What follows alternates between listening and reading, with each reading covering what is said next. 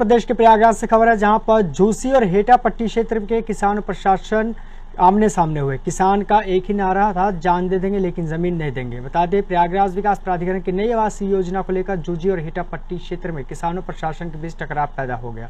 वहीं चकिया, हितोना और हिनोता और मुकुंदपुर की लगभग 1000 बीघा उपजाऊ मशीन पर प्रस्तावित योजना का किसान पुरजोर विरोध कर रहे हैं। किसान का आरोप है कि पिछली बार रिंग रोड के लिए जमीन लेने पर उन्हें कौड़ियों के भाव दिए गए थे। किसान स्पष्ट कर चुके हैं कि उपजाऊ जमीन औने पौने दामों में नहीं देंगे, विरोध जारी रहेगा।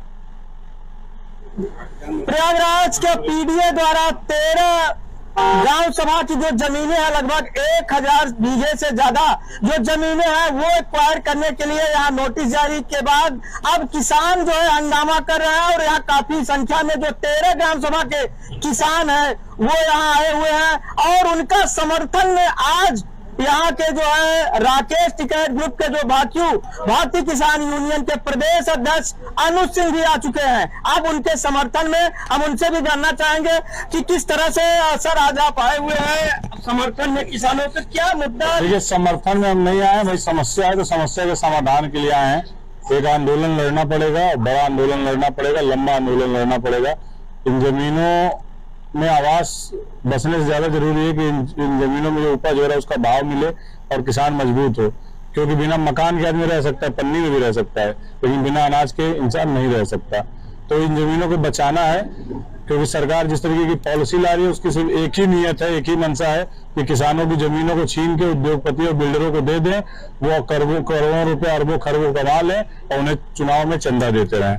ये बिल्कुल गलत है, ये नहीं होने दिया जाएगा। ये संघर्ष, ये आंदोलन जिसका आगाज हिनौता के लोगों ने शुरू किया है, कैप्टन साहब ने शुरू किया, तेज प्रताप जी ने, इनके सहयोगियों ने शुरू किया है। ये आंदोलन एक बड़ा रूप लेगा और किसान क्रांति वर्ष 2026 के नाम से ये आंदोलन जाना जाएगा। एक बड़ा आंदोलन लड़ने की जरूरत है।